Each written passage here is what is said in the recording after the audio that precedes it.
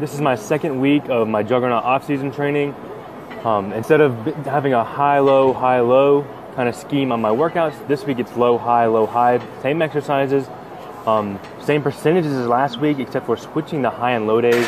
So instead of 70% on this day, for a total of 24 reps, or 6 sets of 4 reps, I did 55% of all 3 lifts, my squat, competition bench press, and deficit deadlift for 30 total reps. I did 6 sets of 5 reps, with a minute rest between sets. I didn't have a stopwatch, so I used 20 breaths as my gauge. It ended up being about 40 seconds. I calculated it after my squats. It took about 5 minutes total for all those. Each set took about 20 seconds, including the walkout. About 20 seconds or 40 seconds between that. It was pretty easy to do. So it was about 40 seconds of rest. So I actually pushed myself a little farther.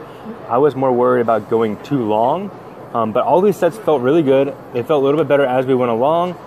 I did a pretty hefty warm-up, which I uploaded yesterday, just a quick dynamic warm-up. It took about 5-6 minutes, got everything moving, but my hip flexor was still a little tight in that eccentric portion. So I was a little hesitant on the first, maybe even the second set. Midway through the second set, it really subsided. But that was my 5th set of squats. All felt really good. Then I went to bench press. The squat weight was 260. Bench press weight's 190. I think my rest was even shorter. It was probably like 30 to 35 seconds between sets on this. This felt really easy.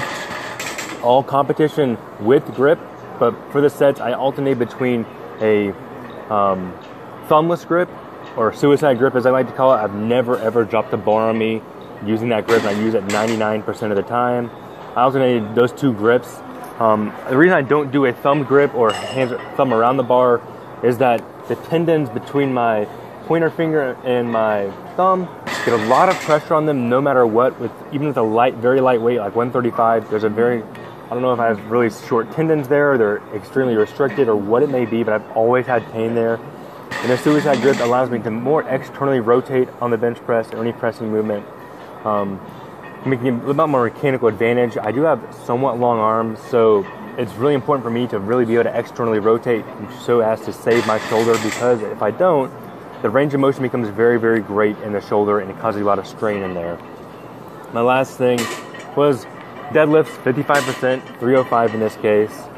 I thought about doing 315, but I'm sticking with the program. I'm not going to go up, even if it's a little easier, just put 3 plates on there. Deadlift is by far my easiest lift, but these are still pretty, I won't say very difficult, but they're still a little strenuous. After the squat and deadlift work, squats really took it out of me. Bench press wasn't too bad at all. I didn't say the squats really took it out of me, but I'm just breathing pretty hard. They're my worst lift, so to speak, so they take the most out of me, the most effort, the most concentration, the most muscular fatigue, all the above. So they take a lot out of me, just to say that. These deadlifts were all pretty easy. The reason I took off my shorts and just had my skippies there was that they catch my shorts on the way up. I already have no hair on my legs in the line of the deadlift because of it scraping against my shins. So I went ahead and took that away just so it caused less issues pulling my pants up from the front. And again, it was about 40 seconds between sets here. It's supposed to be 60, a little short. The workout still took just under an hour, including my warm-ups, about 55 minutes in total. Great workout. Everything felt great. A rest day today when I'm recording this narration.